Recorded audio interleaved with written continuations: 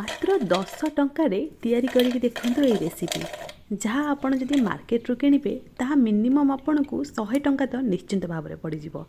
आ चाहा सहित खाइबा पई ए रेसिपीटी बहुत ही कुरकुरा आ बहुत ही स्वादिष्ट लागिवो, जोटा कि सानठू बड़ समस्ते पसंद करती। चलतु ए नमकीन रेसिपी जानिबा जहाँ कि 100% अटारे तैयारी। एठी मापिकी मु गोटे छोट गिनारे 2 गिना अटा नहीं ताधे मैदा मु बिल्कुल भी मिसेनी।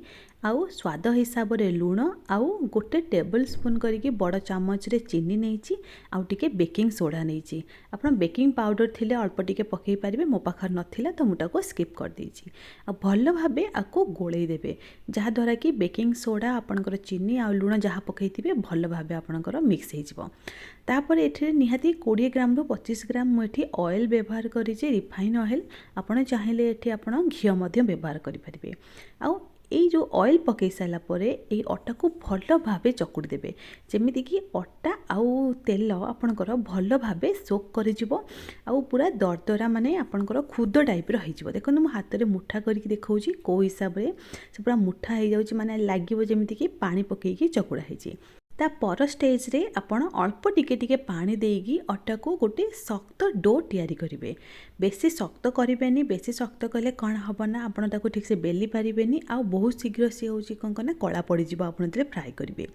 आ हातर एई पोर्शन ने आपण बहुत भलो से होची माखिबे जहा द्वारा कि माने आमे जेतले नमकीनटा तैयारी करिबा ताहा बहुत भलरे फुलिबो आउ बिल्कुल भी फाटिबोनी कि आपणकर जो नरमी बनी। तो माखी साइला परे याकू मिनिमम मते 5 रु 10 मिनिट लागिला। तो आपण से हिसाब रे माखिबे। माखी साइला परे आकू रेस्ट दे देबे अति बेसी रे 30 मिनिट। 30 मिनिट रो कम बिल्कुल भी करिवेनी। 30 मिनिट परे घोड़ा काट साइला परे देखुथिबे तादे टिके टिके फिंपी टाइप रो मार जाईची, काहे ना आमे तादे बेकिंग सोडा पकेइथिले। घोड़ा काढ़ी साइला परे मिनिमम आपण पुणी ताको 5 मिनिट माखिबे, कहीं ना एटा आमे अटारे तैयारी करछंती, मैदारे तैयारी करनांती। तो तापरे इक्वल पोर्शन ने आपणकर छोरी हो बा हाथ रे आपण गुळा करि पारिबे जेमिति आपणकर पसंद से बळे आपण गुळा करिवे। गुळा कला परे भी देखिबे जेमिति साइड रो अटा फाटु नथिबो, जहा भी टिके टिके फाटिबो कहीं ना एटा बेकिंग सोडा पड़िछि तो से फाटिबो। पूरा 100% पूरा माने प्लेन हे के आसीबोनी। बस आपणकर हाथ रे आपण ए भला दाबी देबे। दाबी साइला परे किछि अटा बा मैदा नै के ताको गोटे रुटीर आकार देबे। मन रखिए रुटीर आकार देला बेले आपण मोटा बिल्कुल भी करेंगे, चारिआडू पूरा सामान भाव में आपण बेलिबे।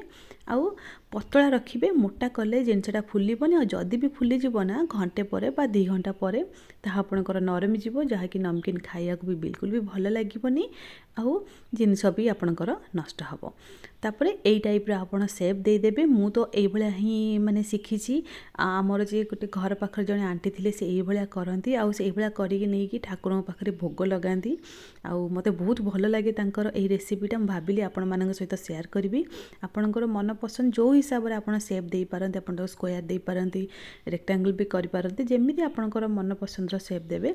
हां, गोटे जिंस प्रति निश्चित भाव में ध्यान देबे। आपण जेते बेले फ्राए करिवे तेल रे अबा घी रे, सेते बेले मीडियम हीट रे आपण तेलटा को गरम करिवे। बेसी गरम कर देबेनी, जहा द्वारा कि आपण जेते बेले नमकीनटा पकेइबे ना से संगे संगे होची कोना कला पड़ जिवो। जेहेतु आमे एठी अल्प तेल रे नै कि अल्प अल्प करूचंती, तो मन रखिथिबे गैस रो फ्लेम को लो रखिबे। आ लो रखिकी पकई साला पर आपण लो करदेबे। तापर धीरे धीरे धीरे धीरे करिके आपण फ्राई करिवे, जहा द्वारा कि पोड़ीबार संभावना बिल्कुल भी रहिबो नाही। आ जेहेतु आमे एठी अटारे तैयारी करचंती, मैदा यूज करनांती, तो तार लुक एमिति ही रहिबो, पूरा धळा आसीबोनी। आ जदि आपण पूरा धळा करिके करचंती ताले से बहुत शीघ्र नरमी जिवो आपणकर। तो टिके आपण ताको गोल्डन ब्राउन रखिबे। आ देखिबे बहुत ही क्रिस्पी हबो, आ खाइबाको मध्य बहुत ही स्वाद लागिबो।